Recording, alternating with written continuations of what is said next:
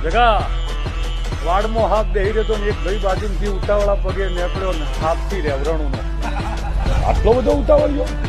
આમ ઓટો મારીને ખોગું બધીને હોય કહી દો પેલાની સ્પીડ વધી ગઈ એને કીધું મારો ડસેલો પોણી નો માગે અને સ્પીડ વધારી ફેર આડો થયો ફેર દોડવા માંડ્યો જેમ ચીકી સિંગલ રન લેતો હોય પંચો લાઈ જેવો થયો ભાઈ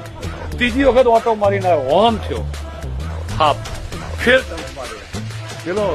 જોણે છેલ્લા બોલે 3 રન દોડવાના હોય ને એવી રીતે દોડવા માંડ્યો પછી હાફ ને એમ થયું કે ઓને મળવું પડે તરત હોમે આવ્યો કે તમારું નામ કે શંકરભાઈ પંચો